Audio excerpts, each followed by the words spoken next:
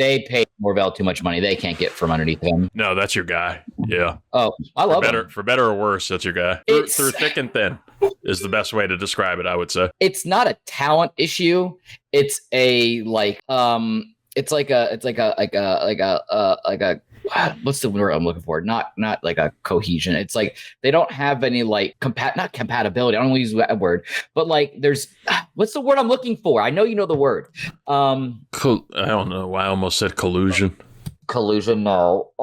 Not consistency. Is it consistency? No, it's like when people play with each other, when people play together for a long time, and it's like they don't have to think twice about like what's going on. What the fuck is the word I'm looking for? Oh, consistency? Not consistency. Oh god. Corn. Not camaraderie. Oh, that's a good one though. That was close. That had to be close. I'm at the Google this. You know what? ChatGPT. ChatGPT would let me know. What is that word?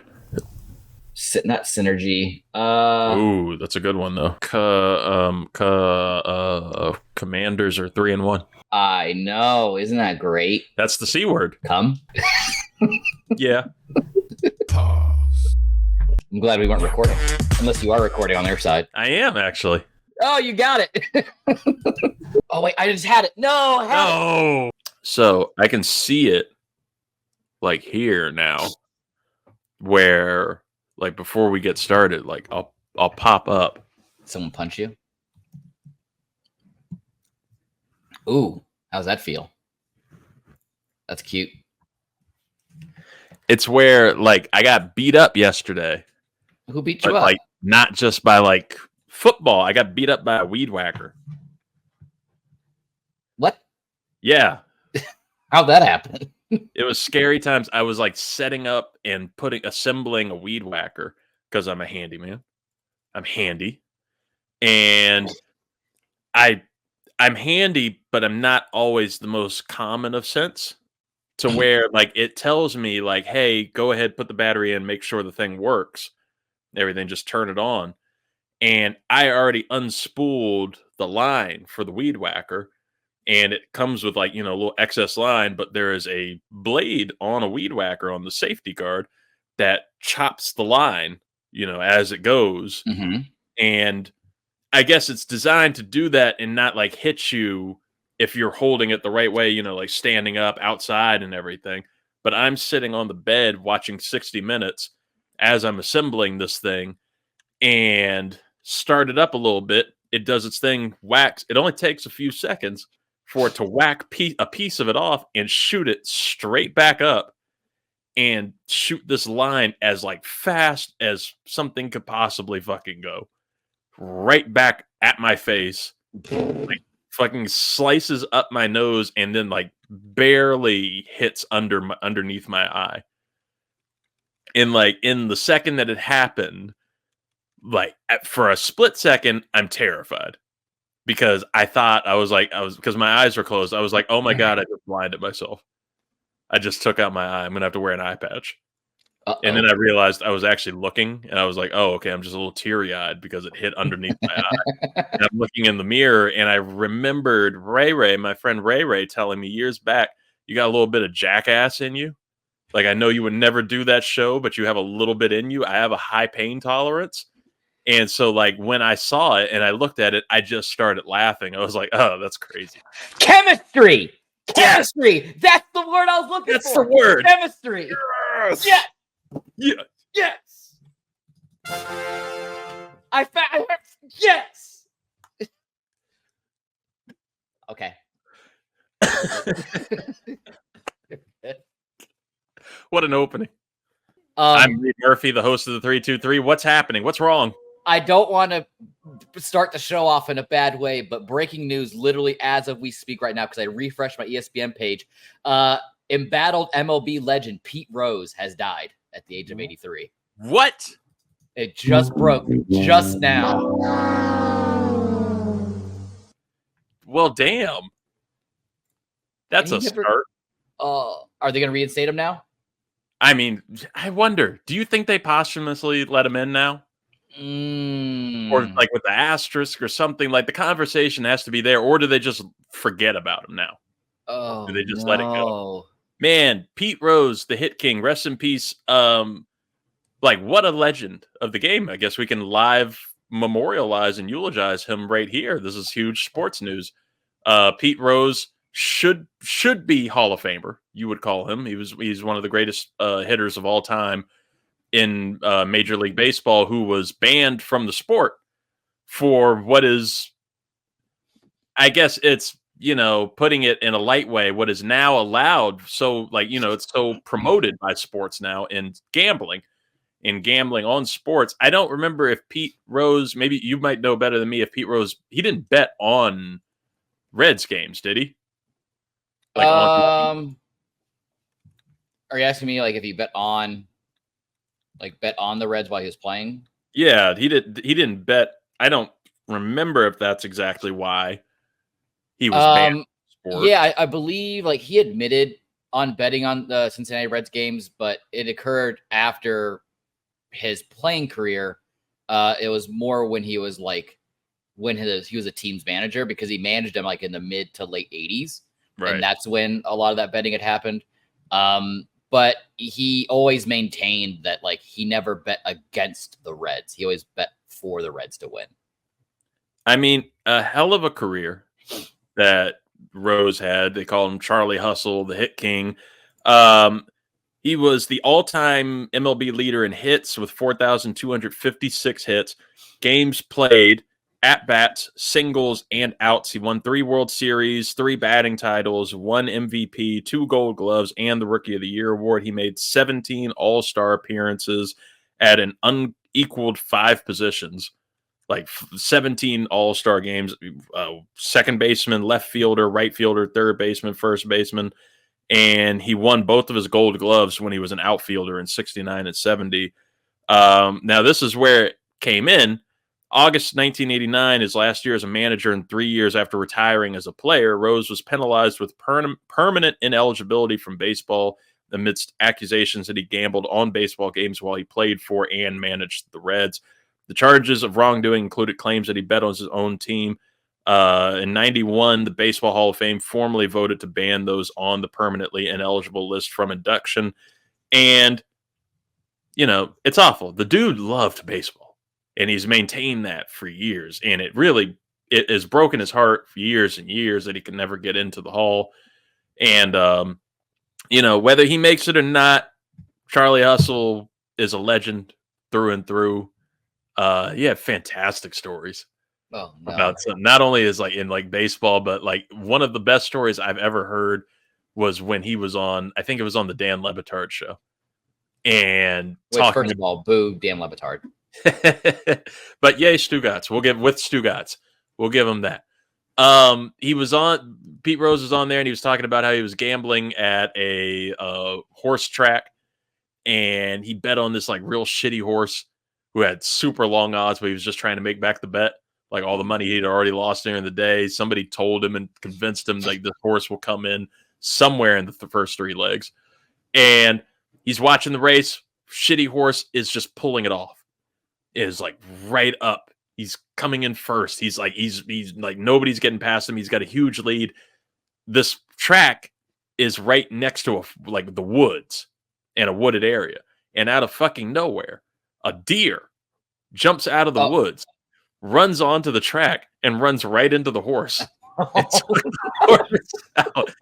And Pete Rose lost everything on that track. Poor Pete. Poor Pete. We love Pete Rose. That's a sad one. You saw also, like, this is a day, and I don't know if you believe in this about how, like, especially with like celebrity deaths. The dying threes? Yeah, the dying threes. I don't know who the third was or if it hasn't happened yet. But NBA legend Dikembe Mutombo also died today at the age of 58. Unfortunately, Mr. No, with the finger wag. One of the greatest shot blockers of all time, Dikembe Mutombo dies at 58, same day as Pete Rose, from brain cancer, unfortunately. He was a great ambassador of basketball, of the sport, of the league. And yes, very, very sad day in sports. Well, I got worried there for a second because they took a basketball one from us, they took a baseball one from us. So I had to Google Paul Tagliabue to do my Paul Tagliabue check, and he's still good. As of right now on Google, Tags is fine. I was legitimately scared when you had that expression at the start of the show. I could only think, I was like, oh my God, it can only be Paul Tagliabue. It has to be the Boo thing. Wow. What a oh, you know who the third was? Chris Christopherson. Oh yeah, he did.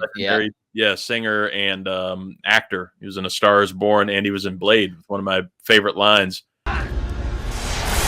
Catch you fuckers at a bad time. You know what? You're right. That is the third. All right, everyone else is safe right now. Everyone's safe. Tags is safe. That's what matters. What a start to the Sunday Hangover. Welcome, folks. This is our first Sunday Hangover of the season. We try to do these when we can. It's a very busy time of year, you know, little side hustles and all. And also we just get exhausted. That's the whole point of the Sunday Hangover. You're exhausted and just drunk and hungover from the weekend of football. And this weekend of football in particular was it was a doozy. We recorded College Shame Day on Friday, and that was already a nuts. Like, that one was nuts between Miami and Virginia Tech. And how that went. Bled into Saturday, where, you know, I agreed with us. I still think Penn State Illinois was a good game. I still think that was a fun game. Penn State won 21-7. You'll hear more about the recap on College Shame Day this Saturday. But I don't know. I think if we're tallying scores and we can tally this week by week who won their game of the day, everything of where we go for the thing, ESPN might have got us on that one with Georgia, Alabama. Well, to be honest, it's very much of a layup kind of a pick. Well, I mean, when you have 2 and 4 facing off against each other with implications for the SEC championship game on the line, college football playoff seeding on the line, because it's fairly confident what Kalen DeBoer is doing down there in Alabama that he's going to be able to get that team into the college football playoff. But this week's going to be a little bit more interesting. I'll tip my hand a little bit that College Game Day, they'll be traveling to the 10:30 p.m. kickoff game of Miami and California, and Reid hasn't opened up the wallet yet to send us out to California. So we're gonna have to try to stay as close to home as we can. That's a good tease. That's a good tease. You can check out 323 College Shame Day, of course, wherever you get podcasts and on this show's main podcast feed, but also the 323 Network on YouTube. Go subscribe, go follow. We've been really building there. It's been fun, and plenty of great content on there. You can see the spooky season right behind me because it's officially spooky season. Oh, we're looking great. And let me just go wide for all the YouTube audience, just because you can see how hyped I am. 3-1. That's all you need to know. Victory hangover. That's a victory hangover right there. For both of us. I know. Yeah, look at us. Very happy for you. Yeah. Well, give us the. Take that, John. Oh, happy day. That every single time. Oh my goodness. But you know what? Let's go ahead as we're doing the Sunday Hangover and jump in to the scores and give you a little recap. Let's get some big game music while we're at it.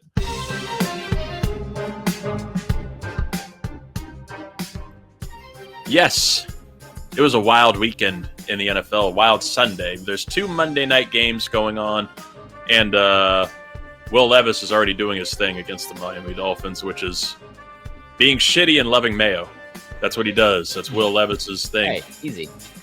I'm sorry. It wasn't a slur. I didn't know mayo was a slur. That's our word. That's.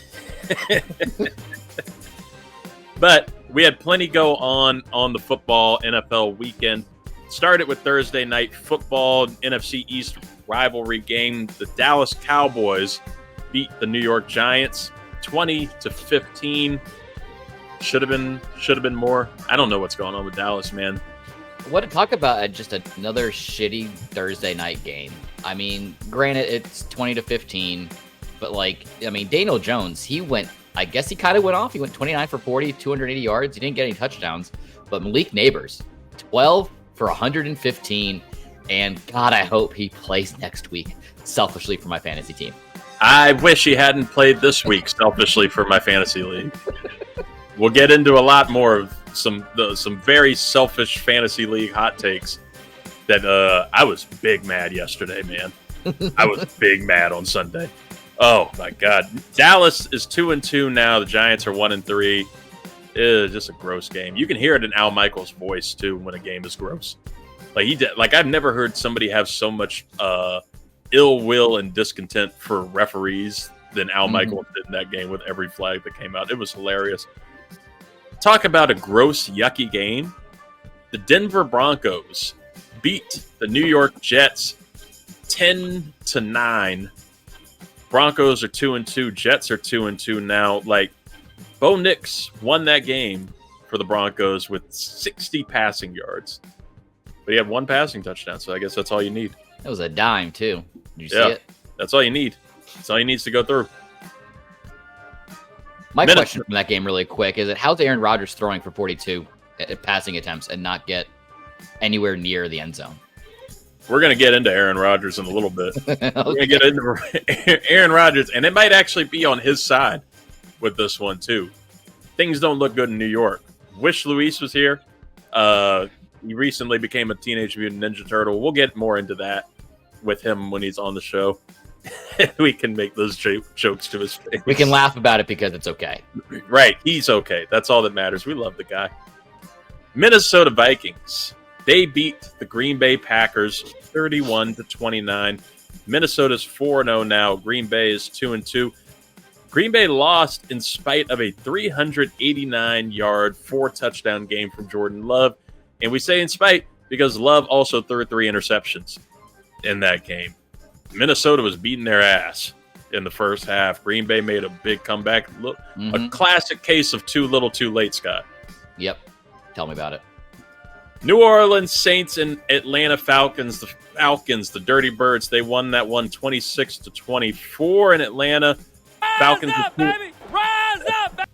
That's my guy. Falcons are 2-2 now. Saints are also 2-2. A lot of that in this league this year. Your Tampa Bay Buccaneers defeated the Philadelphia Eagles 33-16. Tampa Bay Buccaneers are 3-1 now. Eagles are 2-2. How did you feel throughout that game, Scott?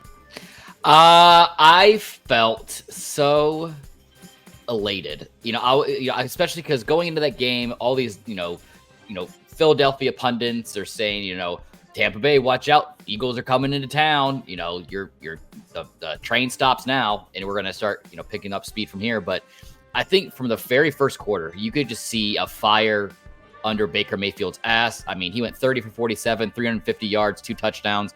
Mike Evans is still doing Mike Evans things. He's just so consistent. That's a C word that I didn't need to rack my brain about trying to remember. But yeah, and I don't know what's happening in Philly right now, but they are scrambling and they need to make a change quick. That change might be the guy himself. The cheerleader that we know and love, Nick Sirianni. I don't know what the dude's doing. There's something's off with that team. It's the same thing as last year. It's shaky. I really thought Philly was one of the best teams in the league after week 1. And I don't know what they are. They're just they're just a wet fart now. Just a turd in the wind, according to Venom. Meanwhile, Cincinnati Bengals, they defeated the Carolina Panthers, got their first win. That was a must win if I've ever seen one for the Bengals. Not only would you have dropped to 0-4, but it would have been to the Panthers. Get the fuck out of here. But they pulled it out. Bengals advanced. They are now 1-3. Panthers are also 1-3, but that still, to me, comes off as a win for the Panthers. Offense looked good again. Andy Dalton, Red Rifle, can manage that team. I don't know if he's sustainable for an entire season. I wouldn't trust that at his age and all, but the offense just looks more competent and is firing a little bit. Chuba Hubbard all of a sudden looks like a good running back. It's wild to me how held up that offense was with Bryce Young. Sucks to see for him, but progress, at least for Dave Canales. Team that's not making progress, Jacksonville Jaguars. 0-4 now. They lost to the Houston Texans 24-20. Texans are now 3-1. Texans have just completely shot past the Jacksonville Jaguars on the rebuild train. Jaguars should not have been this way. They were a playoff team just a couple of years ago under Doug Peterson. We have more to talk about in a little while with Doug Peterson. Don't you worry, folks. This Pittsburgh Steelers and Indianapolis Colts. Colts beat the Steelers 27-24 in spite of losing their quarterback, Anthony Richardson. And I've got shit for Shane Steichen later, too. So many teases all through this thing, Scott. Colts are 2-2 now. Steelers are 3-1. This also came in spite of a Justin Fields game where he threw for 312 yards and a touchdown. He looked great. But what are you going to do when Joe Flacco comes in, baby? Jose Flacco, he came in and he held that shit down. 8 days older than Anthony Richardson's mom, and he's still out here balling 168 yards and 2 touchdowns for Joe Flacco, for Joe Cool, the original Joe Cool. Is that true? Or did I need to fact check that? That is true. No, Joe Flacco was talking about how Anthony Richardson was telling him that he thinks he's cool, that he thinks Joe Flacco's cool, and Flacco said, he said his mom is 8 days older than me. There's no possible way he thinks I'm cool. There's no possible way. Congrats to them. Chicago Bears. They got their second win of the season, their second win in the Caleb Williams era. They beat the LA Rams 24-18. Bears are 2-2 now. Rams are 1-3. What's the issue in LA, Scott? Are we had high hopes for LA in our bold predictions for the preseason. What's going on? They're that team this year that the injury bug bit them hard to begin the season. I mean, this is very, drawing a parallel from the Ravens last season when it seemed like every week somebody else new got hurt. And those Super Bowl dreams and aspirations kind of just fizzled out. And I think that's what you're seeing in LA, especially since they got to compete with everyone in NFC West. I think it's just, I don't think they're going to be able to maintain unless they get some of those key players back in the lineup and healthy again. It's rough times. You know where it's not rough, though? The District of Columbia, because the fucking Commanders, they beat the Arizona Cardinals 42-14. I was able to not care about the game with 4 minutes left, Scott. I haven't felt that way in years. Like, they handled their business. Jayden Daniels looked fantastic in that game. Commies are 3-1 now. They're 3-1. Cards are 1-3. Dude, I think I got a quarterback. I think you did. I think I got a quarterback. I will say, I don't want to burst the bubble, but I do want to remind you that the Cardinals' defense is absolutely atrocious. Oh, they're ass. You got the Browns next week. I think that's going to be a very competitive game. But no, I do agree with you. I really enjoy what I'm seeing out of Jayden Daniels. He's staying in the pocket. He's trying to make those passes, not relying so much on his legs. That was my biggest knock on him coming into the NFL, was that he was just too Cam Newton-esque in trying to run first instead of pass first. But when you have OC like Cliff Kingsbury and the coaching staff that you guys have amassed in Washington, it's giving him one of the best chances to succeed. So it just goes back to my hot take a couple weeks ago. Telling you guys didn't have faith, but I had faith. Remember that. You go to @323 Reid. You can see all those bold predictions that Scott laid out there. We're going to put out a reminder for people too, because it's getting close. That Mac Jones one. We were feeling the heat of that one. I was ready for it this week. We'll get it. We'll repost it.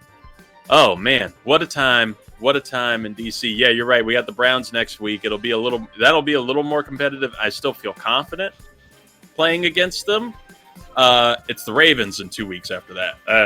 Then that's when. Well, I mean, yeah, of course we can expand on this a little bit more before you move on to the next one. But I mean, what's good for you guys are at home against the Browns, and the DC hype is definitely rolling. So I would imagine the fans are going to come out for that game. And then it's just a Beltway game in Baltimore. I think you're going to get some fans to travel up to Baltimore, but I'm very scared for your defensive front with Derrick Henry right now. Yeah. and don't worry about taking up time from the next one, because we'll catch right up on the speed, because the next game was Patriots 49ers. 49ers beat the Patriots 30-13. 49ers are 2-2 now, even though they sent Christian McCaffrey to Germany like athletes mysteriously do, because we can't talk about what they do in Germany when they go there and have a medical issue. Stem cells. but he actually came back with double Achilles tendonitis. Whoopsies. That's the latest report. So, Oktoberfest is rough. Hey, for those who are smart in fantasy football that picked up Jordan Mason week 1, just like me. That's why we do those things. That's why you pivot. You don't win at the draft, folks. That's right. Patriots are 1-3 now, and this sound is basically the equivalent to their season. They're a wet fart. Yeah, no, Jacoby Brissett is the scapegoat. He's going to be the sacrificial pig there in New England. I think by the time they get to their bye week, which would be in, I think it's coming up. Wait, when's their bye week? I don't know. Either way, regardless, I think once you get past the bye week, if they're still floundering like this, you might see Drake May come out for a couple games just to get some reps. And I think the consensus going into the regular season, too, was a lot of first 4 weeks of the season are going to be rough, especially against the defenses that they would be playing against. And it's better to just go ahead and throw Jacoby Brissett out there on a team that's not ready yet than a quarterback who's also not ready and have him destroy his confidence. It's best for Drake May to just sit this first season. Right. Even more not ready. Right. Next up, are they for real? No. The Las Vegas Raiders. The Raiders. They beat the Cleveland Browns 20-16, even though the Raiders were completely depleted. No Max Crosby. It was a mess all over. But Gardner Minshew Mania, he leads the way, even though he, really didn't do shit. But Christian Wilkins, I forgot he went there. Forgot he left Miami for Vegas. Mm-hmm. Made his impact yesterday. The defense played well. Deshaun Watson sucks. Don't worry, I got something for him later too. A lot of teases, man. He's losing that locker room quick. Oh yeah, as he should. Somebody who should lose the locker room and can go fuck himself all the way. Patrick Mahomes. I got big beef with you motherfucker. Somehow, he takes out his own wide receiver, Rashee Rice. Mahomes throws an interception. Sloppy. And then, I don't believe in quarterbacks going to make the tackle. I know they want to. Kirk Cousins used to do this all the time. They want to make the tackle. They want to make up for the mistake that they just made. Keep yourself healthy. Plus, you don't know how to hit. Mahomes goes to try and make the tackle in this one and just openly misses. Looked like it would have been an illegal tackle anyway. Just threw his bodies at the legs and wound up at the legs of his number one receiver, Rashee Rice, who went down in pain, had to be carted off the field, could very likely be out for the season with a torn ACL. Adam Schefter said this morning that he's not sure if it's fully torn or not, so they don't know yet, but he is going to miss an extended period of time. Even though they lost Isaiah Pacheco too earlier, they still won the fucking game. I don't know how. I can't explain it. They're 4-0. Chiefs are 4-0. They beat the Chargers 17-10 in this one. Chargers are 2-2. Chiefs are what I would call a shaky 4-0. I don't quite trust their 4-0. I'm sure we'll be talking to some Chiefs fans coming up, though, through the Ricks versus Gricks weeks. Final game of the week, or of the Sunday at least, of the Sunday and the hangover of the weekend. We had the Baltimore Ravens against the Buffalo Bills. Ravens, they are awake. They have woken up. They beat the Bills 35-10. Bills are 3-1 now. Ravens are 2-2. Dude, I turned the game off and watched The Penguin on HBO Max, and I was perfectly content with it. Right after Derrick Henry just rips off a 78-yard touchdown on the first fucking offensive snap for Baltimore. Like, he just goes down the sideline, and it never gets old, even when he's 30 years old, watching Derrick Henry at his size just completely outrun a defensive backfield. Like, that's special. That dude is crazy. And the Ravens look dangerous. I don't know how you feel about them, but I really do. Even though they're 2-2, I think that they are a top 3 team in this league.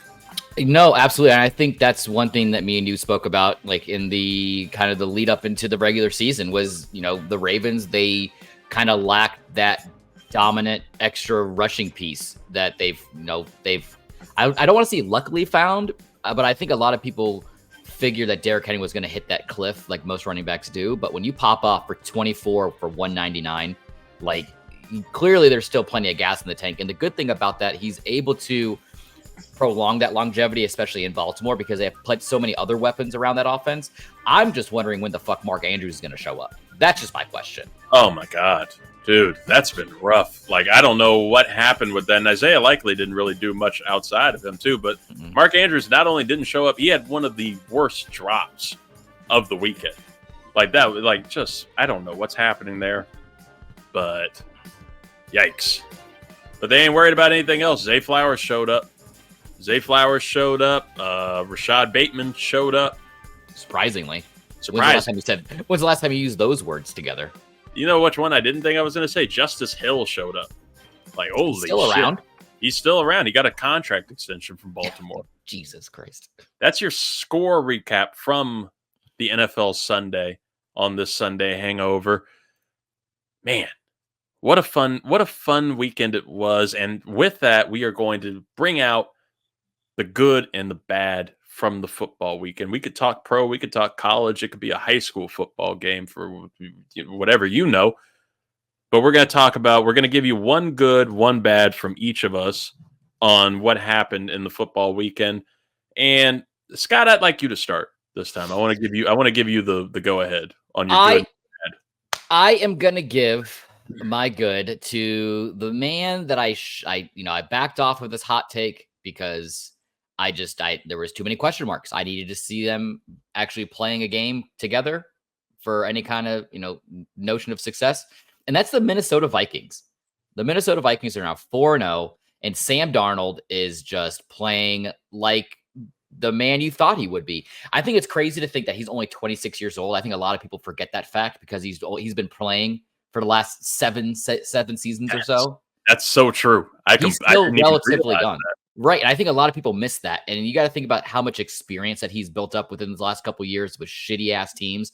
And now you put him on a team with, Jay Jettas and, Aaron Jones is just playing very, very well, especially coming over from the Packers. But on the season right now, he's posting about a 70% completion rating. He's knocking on the door at 1,000 yards already, 11 touchdowns, 3 interceptions.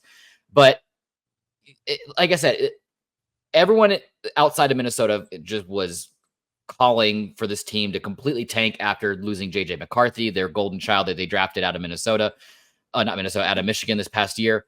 But their defense, I know they've only recorded 1 sack in this game this week, but they also forced 3 interceptions on Jordan Love, who's playing exceptionally well in Green Bay. I believe this game was kind of drawing comparisons to that Alabama-Georgia game as far as like the game of the week because of how much impact the outcome of this game has. But I am excited for what's going on in Minnesota. I'm going to keep a close eye on Sam Darnold and company and hope that they actually are able to edge it out and make a push in the playoffs. I actually missed that Alabama-Georgia game. As a shameful sports media person. I missed Alabama, Georgia, but I had a good time. I was at a festival in Fredericksburg, a concert festival. Ooh, Strange Fest. Shout out to Strange Way Brewing. Well, you know what, Reid? Provided a better time than Alabama, Georgia. Well, you know what, and this is why I always tell people if there's any great, like really marquee games going on Saturdays and Sundays during the fall, like you just need to just open up your schedule. But even though you didn't watch it, you'll learn plenty about what happened and players to know from that game on this week's installment of College Shave Day. How about that? That's my promise to you, Reid. Look at that promo. We're professionals. That's your good. I like that. I'm happy for Sam. I'm with you. I'm happy for Sam Darnold, old Emmett Brakowski from the Lego movie. He's Brakowski. He's doing great. It's a really great story. We did predict. He was the easy nod for the Geno Smith of the year for that like most improved player of the season. But yeah, it does really speak to not only getting to escape the New York Jets, but just what happens.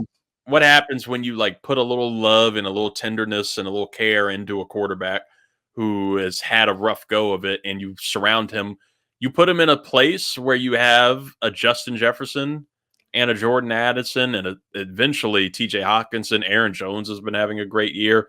and it's a pretty solid O-line there. Like he's good to succeed, and this is going to help him and the Vikings going into next year once JJ McCarthy's ready. And you can either try to keep Darnold for another year, but he could also be like great trade bait, or just get himself a huge contract. He'll be this year's Matt Flynn. Oh He just balls out and gets a contract, some random ass team. Gets a big ass contract, benched week 1 for the rookie, and then disappears at an Oasis concert. What's the bad? I hate to thumb it out now from that great good. No, the bad is the Jacksonville Jaguars. They are playing just absolute atrocious football. I mean, they're posting barely at 280 yards on the total offense. I think that's like bottom 5 to 8 this season. And then their defense isn't any better. I mean, I think they're in that shitty air. Like how much they're. I think the stat I saw was like 370 or 380 yards on average allowed per game on their defense. Dougie P is looking like duddy shit right now. Like, I don't know what's going on there. And as each week goes by and as each loss happens, it's further instilling my belief at the beginning of the season that Trevor Lawrence will be benched for Mac Jones, unless Mac Jones is traded off to, like, say, the Miami Dolphins. Yeah, that was an interesting rumor on there. I don't know how I'd feel about that. Mac Jones giving him Tyreek Hill and Jalen Waddle, compared to whatever the hell it was that he had in New England, could make him better, but he just strikes me as whatever. He's as much of a Pro Bowler as Tyler Huntley is on that team. So I could see, I still really could see Trevor Lawrence getting benched for Mac Jones, but it's like a last deep fight by Doug Peterson. He's just so mid. He's just such he's just he's not gonna, I think, and this is the conversation we've had time and time again. This is why the draft capital that you spend overinflates your perception of a player.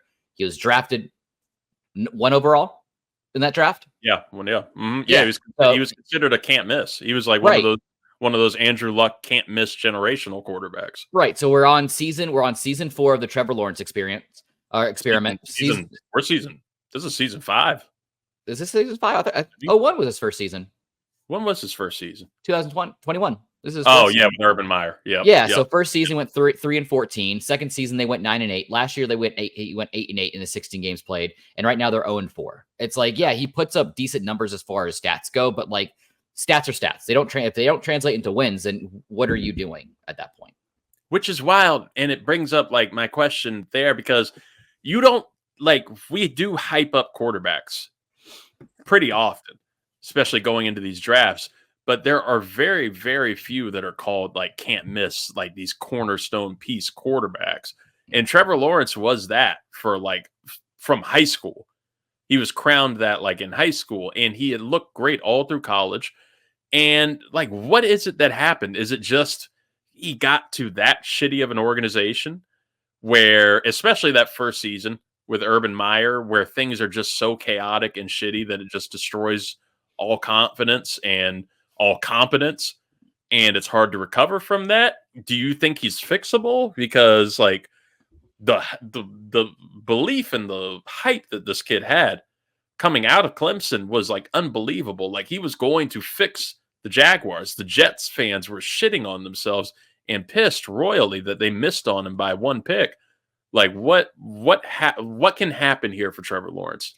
Yeah, I to answer your question, I do believe he's fixable. He's only 23, 24. I believe he's more on the 24 side. So he's still young in the terms of quarterbacks. I think he needs to get some kind of, whether it's a quarterback coordinator or quarterback coach or offensive coordinator or head coach, something. He needs to have time to actually figure it out. Because when he got thrust into that starting position, his first season, like what happened to him is what you see all the time. That's why you have all these national pundits coming out, especially previous players who are very much against throwing in a rookie quarterback to lead the ship right out the gate. And then for him also, Yeah, he has a stellar high school record and career, stellar college career at Clemson. But you also have to remember he was playing at Clemson with Dabo Swinney and their star-studded lineup that they had year in and year out. Oh, and they're also playing the ACC, which was soft as pudding. I don't know what else is softer than pudding. I like it. But like when you're playing in that kind of a conference, that's going to help propel you. And I think that another one of these things, it's a confidence issue that could be playing into this. If you keep losing and losing, especially now you're 0-4, like you're looking for that spark. So I don't know who in that locker room needs to step up. If it's him, if it's another positional player, but you're bringing in a talent like Brian Thomas Jr. from LSU, you think he'd be able to try to develop some kind of rapport with him to get the motor going.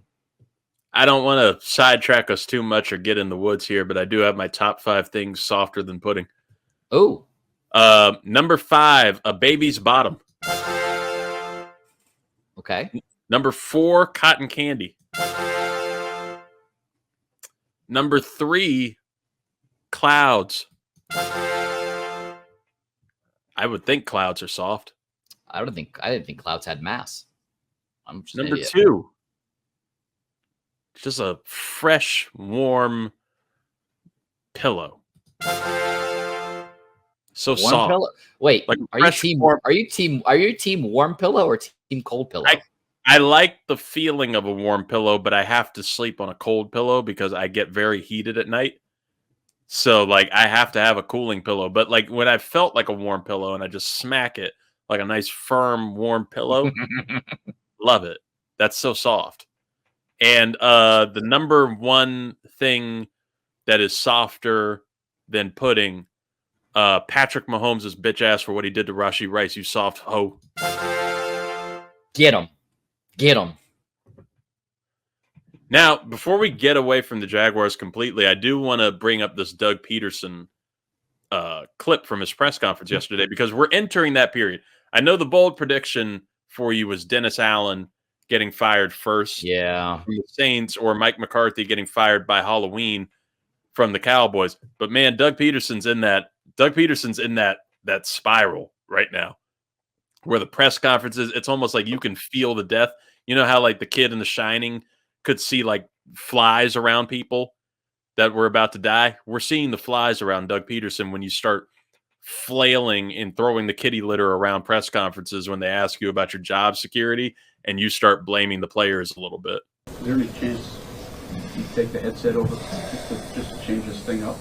For what? I thought he called a great game. We as coaches, we can't go out there and make the plays, right? It's a two-way street. So, you guys can sit here and point the finger all you want, and that's fine. Point it right at me. I can take it. Okay? I can take it. So, whatever you want to ask me, say, whatever, write, go ahead. You did tell us at your introductory news conference a couple of years ago, if it's not working, if it's not in rhythm, whether it's your plays or not, that you hand off the play calling. Is it just one of those, maybe it's just a voice, a confidence? You guys were cooking when you were doing it. It looked like in 22. Yeah, sure. Okay, I'll take it into consideration. Okay, anybody else? Thanks, Coach. Thanks, Alex. That reminded me, that was like a more like pathetic, like Mike Gundy. Yeah. I'm a man. I'm 40. Come after me. I'm a man. I'm 40. Like you expect that, like that was a great clip. That guy, he was just trying to not throw somebody under the bus. Right. Yeah, Dougie P's on his way out, man. He knows it. He knows it. Yeah, he's going to be the offensive coordinator somewhere next year. Philly? Ooh. Yeah, that'd be awkward. Ooh. That was a great. It's like going back to your ex, man. Never do that. Never do that. No. Great, good, bad, which is great when you want a bad. By Scott Ellia there. I'm gonna try to compete here. Man, start with your bad. Save the good for last. Okay, I can do that. Let's end the segment on a good note. Let's eat the proverbial vegetables first before we get to the chicken. I had lots of meatloaf in my case. Hey, how does I say? Hey, wait a minute. I said chicken. I didn't say fried chicken. No, I can't do the pause. Oh, there it is. Now go. That's a racist pause. Pause for the facts. My bad. I had lots of options, honestly. I thought about the Rushy Rice injury and just the injuries altogether with the Chiefs. But we already went into that a little bit. Taunting penalties are really irritating me, especially in that Commanders game, but like just taunting in general. When the Giants owner is the one leading the call on needing to get taunting, under control in the NFL, that just means your team sucks, bro. Like let the Chiefs be the ones to throw out taunting needing to be in control. Of course people are going to taunt the Giants. They suck ass. So I don't care about that. I also had Kyle Pitts and just the terrible, not only terrible fantasy performance he's had. What are we going to get with Kyle Pitts? What are we going to get with him? I've basically found his equal, his player comp he is the new Sammy Watkins of just this dude with incredible potential who will like spark something like once a season and you'll never see it again. But that's not my bad. That's not the bad. That should be your bad. He has 15 targets on the season, with 8 receptions for 100 yards. No, the bad is the New York Jets. We brought them up earlier, and the Jets losing to the Denver Broncos. First off, the Jets should have beat the Broncos. I know the Broncos are like decent. They're like a mid-ish, like a below mid-ish team. But to lose to the Broncos 10-9, man, when you should have probably won by 14, is just insane and asinine. And Aaron Rodgers had a wildly weird game. But where my issue comes is with the coach that I really... Now go. And it came hard. Is where the coach that I really enjoyed and have loved and wanted to succeed in Robert Saleh just he's doing the Doug Peterson shit now too, because Aaron Rodgers was supposed to save him and save his job. And now it's showing that even with Aaron Rodgers, you can't really do it. And it's all these different things where, it's either bad play calling or lack of accountability or hiring Nathaniel Hackett, and it's not working out. And what Robert Saleh does yesterday is they had 5 false start penalties at one point. Ooh. And Saleh blamed Aaron Rodgers' cadence on this and saying that, maybe we need to change up the cadence. Maybe we need to lower the volume a little bit, that it's getting these guys jumpy. Aaron Rodgers has had the same cadence for 20 seasons now. Like, I don't like the guy. I think he's a douchebag. We've talked a lot of shit about Aaron Rodgers, but the dude has had the same cadence for 20 seasons that has worked perfectly well in Green Bay and had no issue. In fact, he became like the king of getting defenses to jump. And he would have that annoying ass shit where he saw the offsides and he still like launches it back and gets a touchdown out of it because he just has a free throw at that point. And he's a king of that because of his cadence and his delivery and doing the 19 down, like that shit, and getting them over. Jets players, their O-line is jumping off of that, and Saleh's blaming Rodgers' cadence for it. I think Aaron Rodgers had the perfect rebuttal for it yesterday in his press conference. The cadence specifically, Robert said that might be something you guys have to dial back a little bit. Is that something you think could potentially help the situation? It's one way to do it. The other way is hold them accountable. I mean, we haven't had an issue. We've had one false start. Morgan had one false start, I believe, until this. So, it's been a weapon. We use it every day in practice. We don't, we rarely have a false start. And to have, 5 today, it seemed like, 4 or 5. Yeah, it seems like an outlier. I don't know if we need to make mass changes based on, kind of an outlier game. And he's not wrong. He's not wrong, I don't think, to call him out at this point. You know who's going to outlive who on that damn team. Yeah. Like, Rodgers is going to be there longer than Saleh, and we're just – what are we braced? Like, the Jets are so – like, it's irritating because there's so much talent on that defense, and you have Aaron Rodgers albeit 41 years old, but still has that Aaron Rodgers mind and the mastery of the game where he can lead the offense at least decently well. You have this dude, Braylon Allen, looking like Breece Hall when Breece Hall is out there looking like what Braylon Allen probably should look like.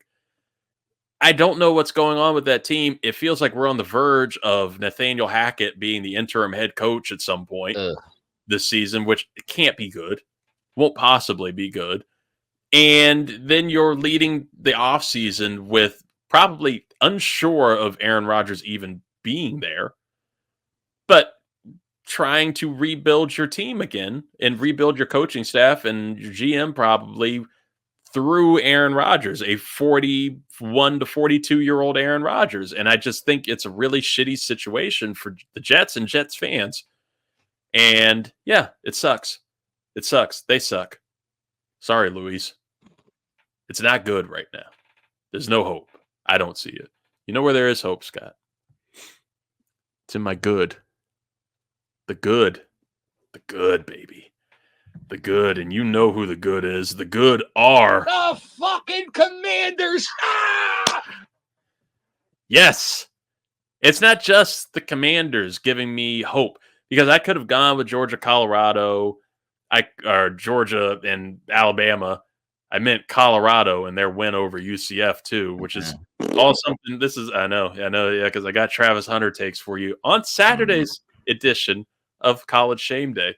I got plenty of takes there. Yeah. He's back on the Heisman watch. We'll talk about it Saturday. But I want to talk about not just the Commanders bringing back a spark and a light and a hope to DC and DC sports fandom that hasn't been there since 2012 and actually feels real and sustainable with a little bit of timidness.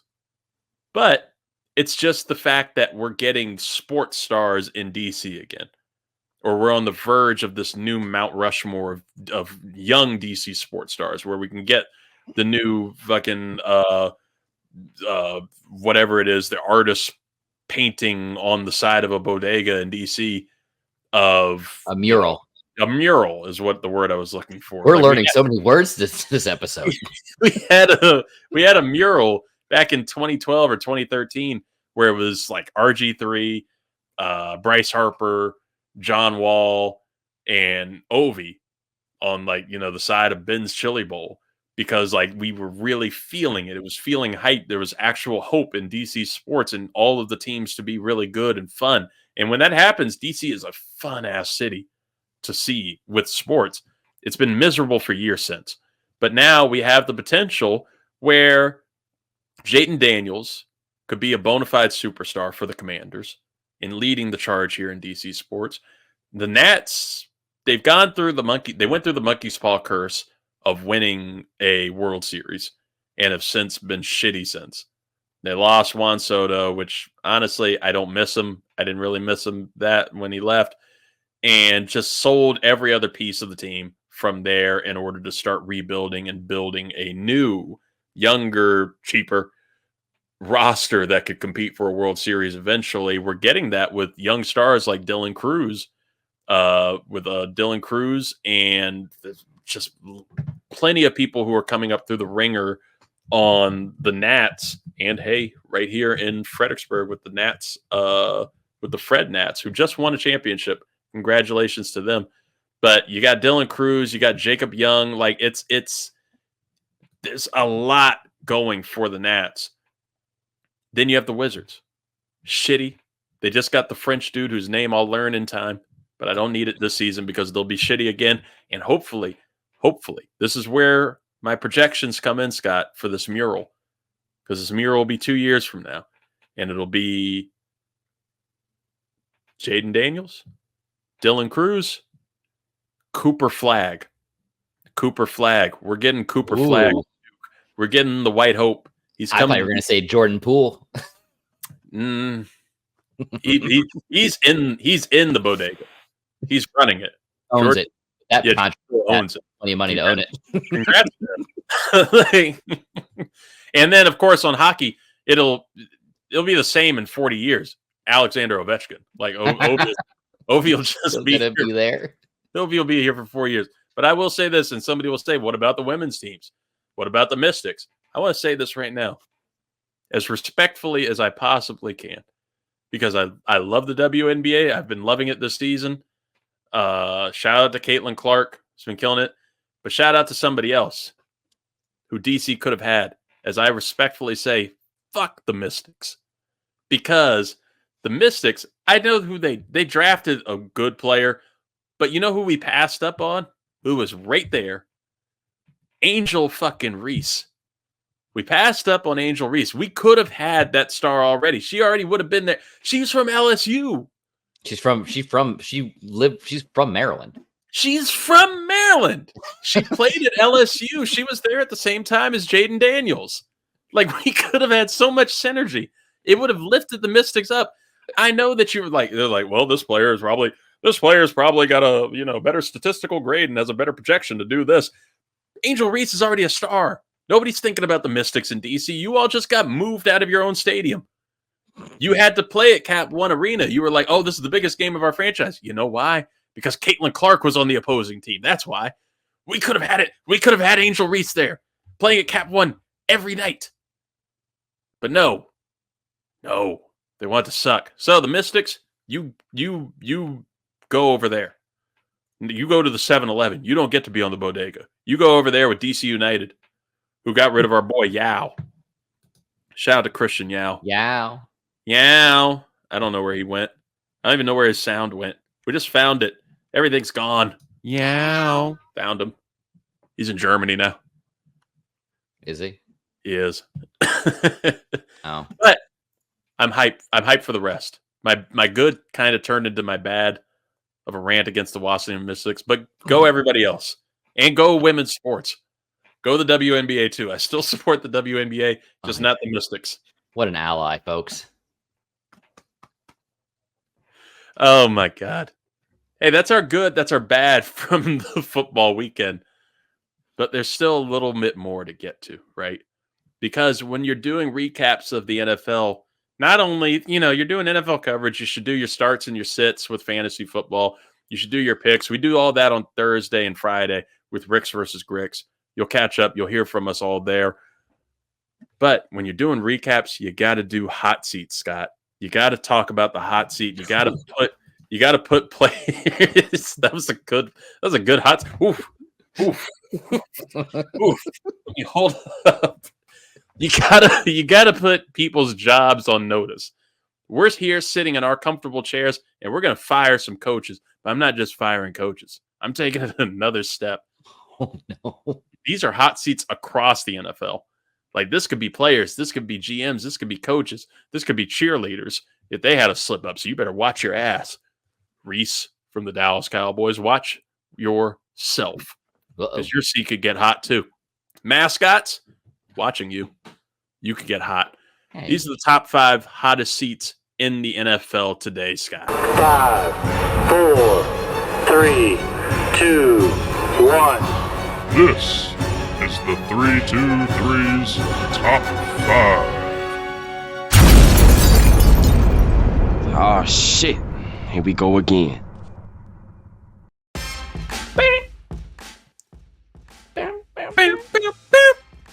Yes, this is the top 5 hottest seats in the NFL, according to me, Reid Murphy, on the 323 Sunday Hangover. I got a couple of OLIs here, Scott. Okay.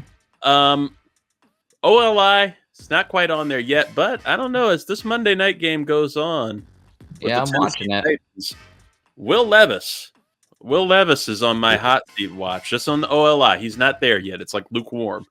His seat isn't hot yet. But, he's had one of those games. Mason Rudolph is in there right now. Will Levis threw an interception almost instantly going into the game. He's been very openly shit on by his coach for a couple weeks, too, which is, a little hard to see. But, you got to do what you got to do. The only thing with Will Levis is, one, he has personality. And the Titans have nothing going on for them. Yeah. You might as well just suck with Will Levis and all of his Hellman's commercials. Hey, easy. I'm sorry. Careful. I like mayo too. I put it on a BLT. That's half of me. That's the half that you can see on my phone. Will Levis's seat is a little warm.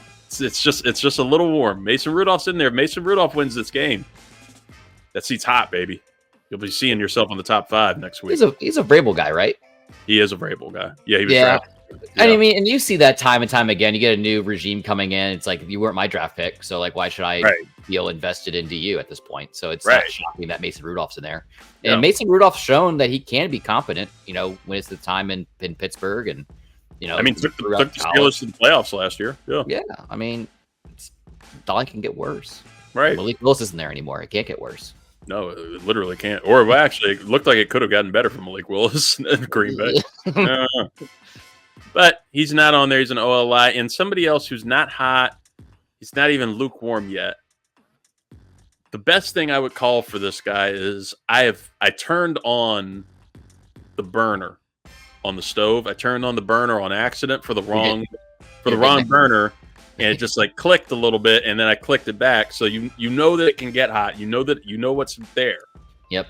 But it hasn't gone yet. That is for Shane Steichen of the Indianapolis Colts. Ooh. He's not, like I said, I just turned on the burner and turned it right back off. But this is all because of a fireable strike that I give him for what he did yesterday with Anthony Richardson, where you saw Anthony Richardson get visibly hurt. He was not feeling good. He got injured, was able to come back into the game. So what does Steichen do on the very first play that Richardson's back? He calls a play-designed quarterback run for an injured Anthony Richardson, who then gets more injured and is out the rest of the game. What the fuck are you doing? Like, what are you doing? Like, why would you do this? So that's a strike, buddy. I've got you. Just know my hand is on the clicker. And I will turn that shit. But you're not on there yet. No, the top 5 on here. Number 5, Scott, I'm going to give it to you. I like the guy. I respect him. He's like up there with Dick LeBeau in terms of great defensive coordinators of all time in the NFL. But Vic Fangio, you're number 5 on the hot seat list. Not Vic. Defensive coordinator for the Philadelphia Eagles, who I didn't know was the defensive coordinator for the Eagles till about 2 weeks ago. Oh. I didn't know he was still in the league. Shout out to Fangio, but man, it's not looking good in Philly, buddy. I don't know what's going on with that defense. You got talent there. You got a lot of talent, but they're not. You're getting spiked on by every game, by every team now in this league. You can't be putting up these points. They need to be holding up. It's a lot of hot seats in Philly in general. Every seat is hot except for Big Dom's. But I think Fangio is the hottest because one of those coordinators is getting fired before Sirianni. Yeah, Sirianni is 100% firing one of them and using them as a scapegoat, and I think Fangio is just that guy. Unfortunately, and it's Kellen Moore's the OC, right? In Philly. Yeah, mm-hmm. Poor and Kellen. He's gonna protect the other young white dude. He's gonna protect him. Kellen Moore is going to be like slinging Philly cheesesteaks to make it look like he's part of the crowd. He's going to get the Italian flag on his jacket like Sirianni. He's going to get an NIL deal with Wawa or some shit. Yeah, old Vic, old Coach Fangs. You're number 5. Number 4 on here is in the front office. Is GM Trent Baalke of the Jacksonville Jaguars. Terrible GM in San Francisco. I'll just say it straight up. He was there during the Harbaugh days, but he made some bad choices. Since he's gotten to the Jaguars, I think it's been bad choice after bad choice. I don't know. You good? Fuck the mute button. I was going to say, there's a mute button there for a reason. I don't. Oh, now you looked up. You found the mute button.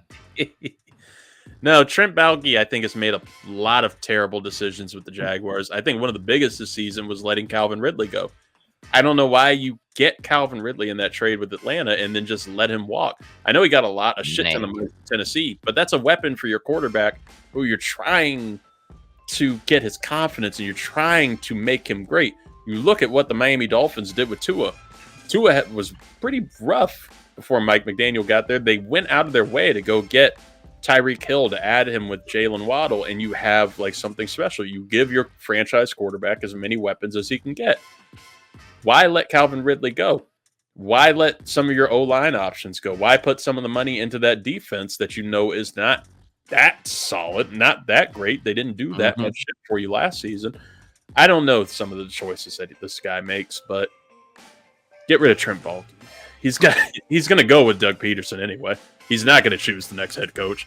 Shad Khan's pissed at everybody. He's number 4.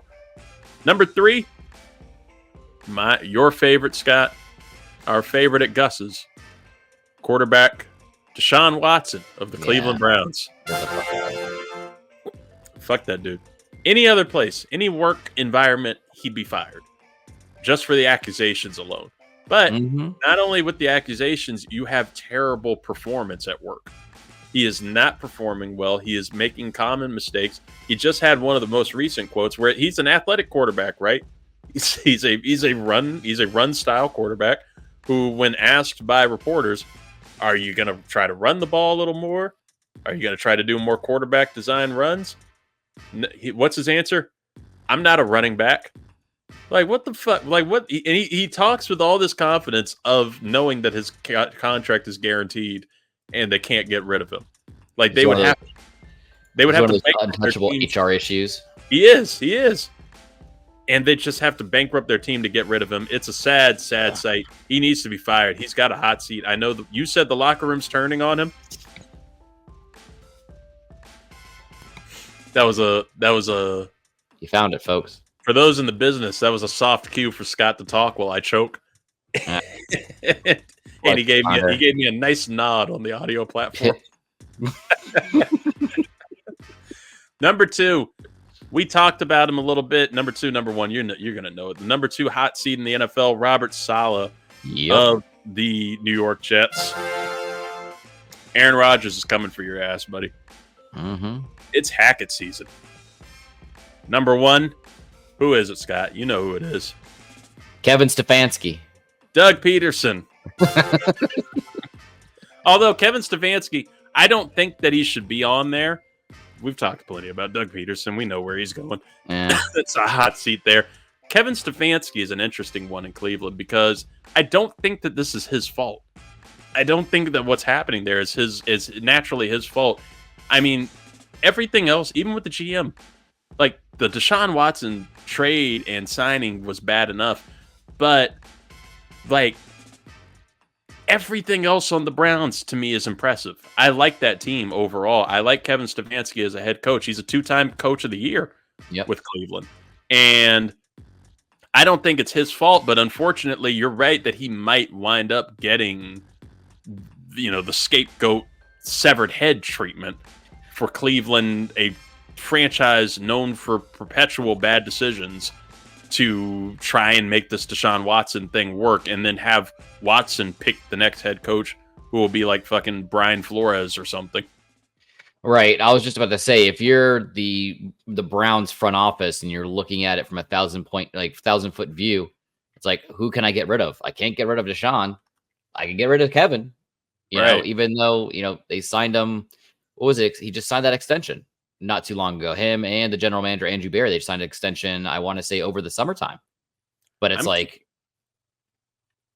it could happen. I mean, there's no massive, I'm sure there's a buyout somewhere in there. Like you said, 2-time AP Coach of the Year there in Cleveland. It's just, someone's got to go, and it's going to come down to who's going to be the cheaper option. I'm convinced that coaching and front office extensions mean next to nothing when it comes to firing, because it seems like coaches get these extensions just to avoid bitching out. But I never see a coach do a holdout. I would love to see a coach holdout from a team for a new contract, just like Brandon Ayuk did. Listen, and I'll just real quick with the Browns, their schedule does not look fun for the rest of the season. Like you said, they're at Washington this coming week. Then they're on the road again against the Eagles. And then they're at home against the Bengals, Ravens, Chargers, Saints, Steelers, Broncos, Steelers, Chiefs, Bengals, Dolphins, Ravens. Do you even see them going 500 over that span? No, I don't. This schedule is scary. Now that we're 4 games, and this is the same, drawing parallel to College Shame Day, that I don't like trying to rank teams, and I like trying to wait a couple weeks to feel out where everyone's at. But now that we're a month into the NFL season, it's just at the beginning of the year, some of these teams, I would say these are very winnable games. But now, I mean, the Steelers are catching fire, and you have them around Thanksgiving. And then you play them again 2 weeks later, and then you still have 2 individual games on the road against the Bengals and the Ravens. pushing into the playoffs. So it's like this is a very scary schedule for them. And it's one of those things where, Baltimore started off slow, but they've woken up. Like they are looking like the Baltimore we were predicting them to be. Pittsburgh is seemingly better than we expected them to be with Justin Fields now at quarterback. Fields is outperforming all expectations. And Cincinnati is 1-3, but there's still Joe Burrow and Jamar Chase and T. Higgins and Trey Hendrickson on the other side.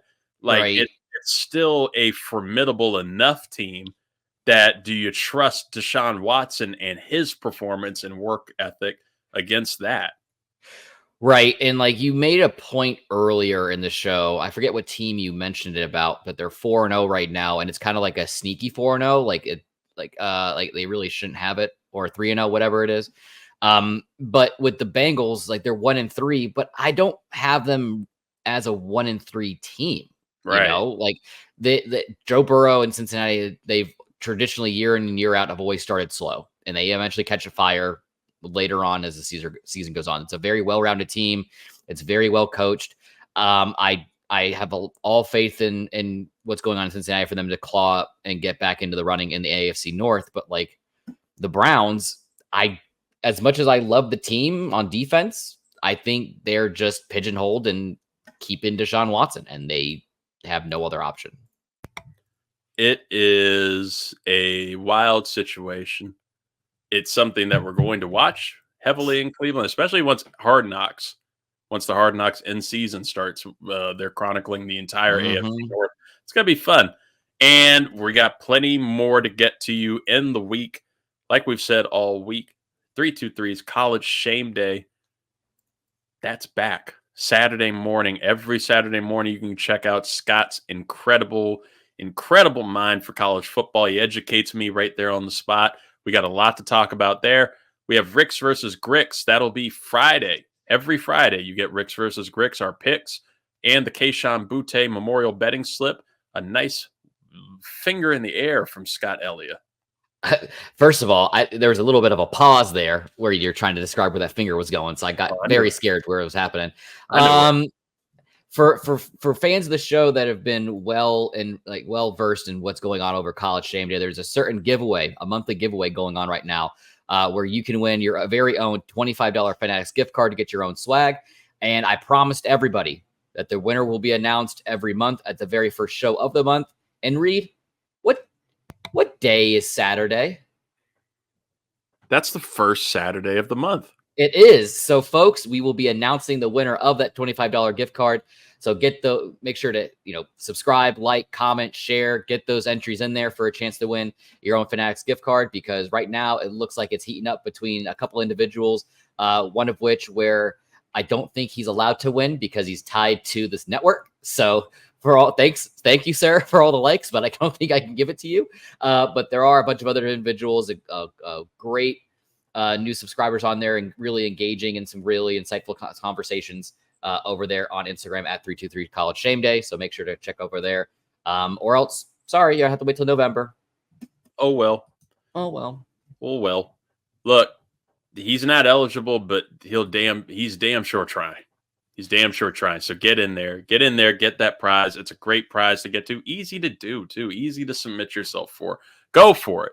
It's going to be a great time. Hey, I want to thank Scott Ellia for being here. Which way do I point? That way. I want to thank Scott Ellia for, there we go. For being here, as always, on the first Sunday hangover of the year. Oh, we're going to get more of these in. Ricks versus Gricks, of course, is going to be Friday. Like we said, College Shame Day presented by the 323 Network on Saturday morning before all of your college football slate. Man, you were pissing people off from Miami. Good. Fuck them. And and it wasn't on the show. It was on TikTok at 323 Reid on all the social media. You can go to at 323 Reid or at 323 College Shame Day to check out exactly what Scott is saying to piss you off, and some awesome graphics and takes going through the week. We thank you guys for listening, as you always do. This has been very fun. And of course, we will talk to you with that crowd hoarder of likes and subscribes, Zahir Ali. on Thursday for Ricks versus Gricks. We'll get you Luis Martinez's picks too. In the meantime, folks, stay safe. And what do you say, Vin Diesel? Oh, happy day.